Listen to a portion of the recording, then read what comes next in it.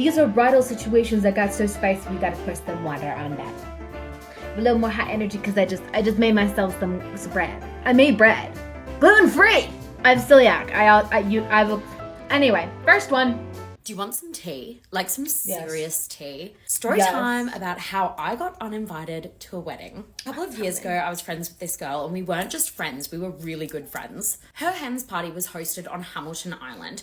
To attend, everyone who went took 2 days off work and spent over $1,000 in flights, accommodation, and other things. I would have been fine with spending that amount of money if the weekend was fun. However, the weekend was just spent walking on eggshells. This chick was a total bridezilla. This girl was on like some weird power trip. Things really escalated on the last night where the girl decided to put a phone ban in place for our dinner.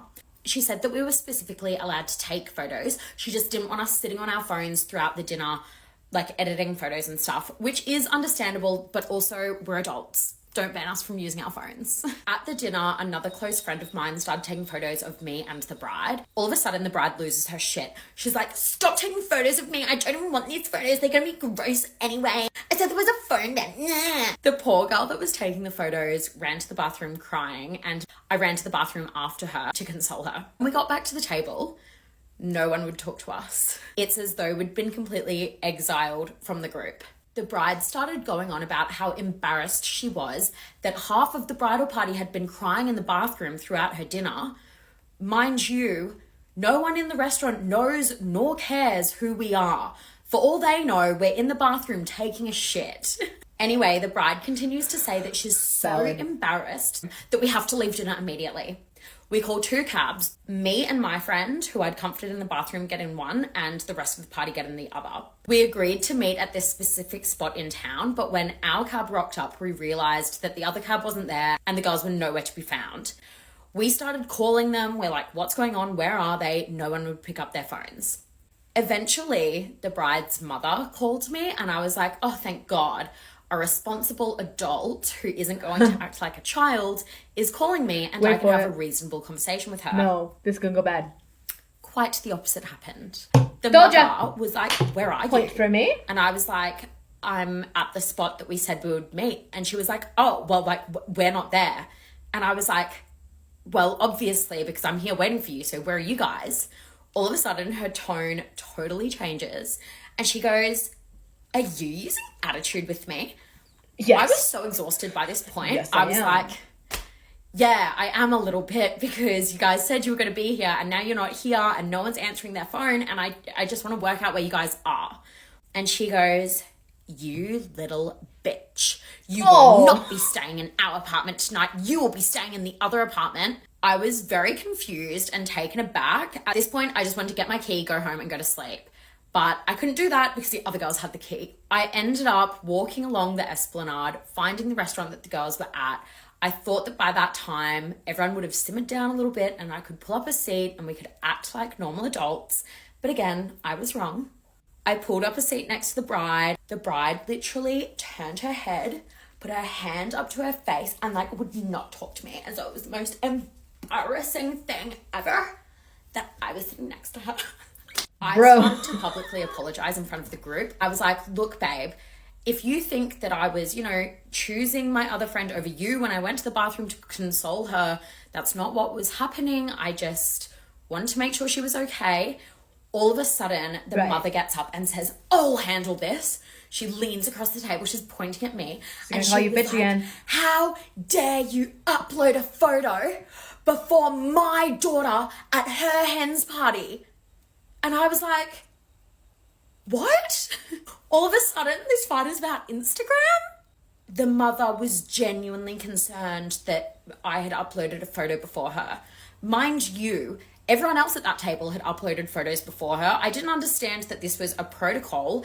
If it were, she should have said so, and I wouldn't have uploaded before her. But in the same breath, the photo that I uploaded, it had nothing to do with the hen's party itself. It was just a beautiful scenic shot. Long story short, me and the other girl weren't allowed back into our apartment that night. We were told that we had to sleep in another apartment, which other girls had been staying in the previous night. We slept in dirty sheets. We weren't allowed access to our clothes, our makeup wipes, clean underwear, or a toothbrush, that would have been helpful. Nope, we weren't allowed that either. The next day, I knocked on the apartment next door and apologized to the bride. She took me out to the balcony where she starts screaming at me. I tried to apologize and she starts screaming at me going, can you imagine walking? I shouldn't have to treat you like a dog. I shouldn't have to treat you like a dog and say, Amy, do this, do that. You should already know that uploading a photo before me at my hands is not okay. I was shocked and appalled by her behavior. Dude, I'm gonna cry. This is so funny. Somebody's spoken to me like that. It was vile. To make matters worse, her mum had booked my flight there. She had booked all of the travel for everyone. So I wasn't even sure if they were going to be adult enough to give me my ticket to get home. So I was stressing this entire day about whether I was going to get home or not, whether I'd have to book myself a whole new flight because they were that petty.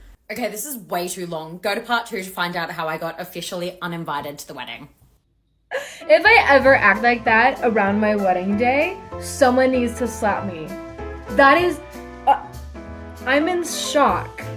Like, I get people who get so excited about their weddings. They're like, it's my special day. It's the best day of my life. It's like, this is where I peaked while everyone else peaked in high school. No. No. This is so... Oh, my dog. Look at this. She's upset. She's upset, okay? No. You should not. No. The mom getting involved is what really got me, though. It's what really got me, because I'm like, dude. And when she was like, we're going to get, like, a trusted adult involved. Yeah. Don't go to the mother of the bride. Don't go to the mother of the bride. Okay, we're going to see part 2, because I am invested. You are invested. She is invested. Look at this face. Part 2 of how I was uninvited to a wedding and the meanest thing a girl has ever done to me. Here's the tea. So I finally get home from the hens party from hell. The next day I'm at work and I get a call from the bride. I'm thinking, okay, this is either going to go one of two ways. Either she's going to apologize or she's inviting me to the wedding. Keep in mind that this girl knew that I'd booked my flights. Not only that, I'd booked my first ever business class flight. I'd bought a dress for $650 and I'd paid for my accommodation. Another, say, $500. Despite that, I pick up the call and she goes, hey, Amy, so I've been thinking about what happened over the weekend and I just don't think I'd feel comfortable having you at the wedding. My response was, oh, thank God. Being stranded on yet another island with you is my idea of hell. Of course I'm not going to your wedding. I couldn't think of anything worse. I said, your behavior on the weekend is beneath me. She starts screaming back at me. She's like, it's not beneath you. It's not beneath you. And I said, no. Your behavior is beneath me. I would never treat another human being like that. Goodbye, bitch. Catch you never. I then hung up the phone. I blocked her. I blocked her family. I blocked some of her friends. And I never spoke to her again. However, after the fact, I found out that she'd been telling people why I was uninvited to the wedding.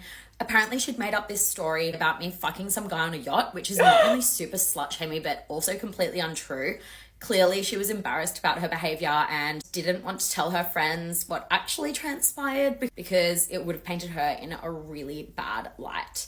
Anyway, safe to say, I don't miss her, and that was definitely the meanest thing anyone has ever done to me. She's like, that's just how the meanest thing anyone's ever done to me. So there you go, internet. Wait, okay, I don't mean to sound bad or anything, but her accent with a nar. Clear! It's sending me, and I'm so happy about it. Oh, she spent so much money on this wedding, and it wasn't even hers. Dude, my wedding, under $5,000. The venue, under $500. $350. That's right. We cheap and we're proud of it, but we make it look expensive. That's the secret to life. Oh, this is so wild. Oh, so this girl, there should be like the little tag of her name on there. So you need to go follow her because she's so much fun to listen to. But let's do a little deep dive on her page. Oh my gosh, she has so many different things going on. She has a fat dissolving injection recovery thing. I need that. Look at this. Oh, that hurt my throat. She gets Botox, pranks, Christmas hauls. Oh my gosh. Oh, she has a how to catch a cheater. Oh, we might have to go into that on another episode. So we're gonna get her one to follow. She has 80.5k followers.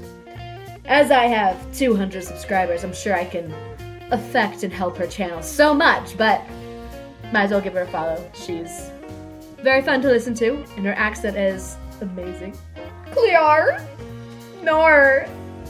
Clear is the full moon. I don't know if I can even do the moon part. Anyway, that's embarrassing. To go back to the story, it's so embarrassing to be that petty about something. That's so... And telling her that like she's beneath her to her face, well, to her phone screen. This is a chill pill my sister made for me, and I'm now passing it down to this bride because she needs a chill pill, okay? Subscribe!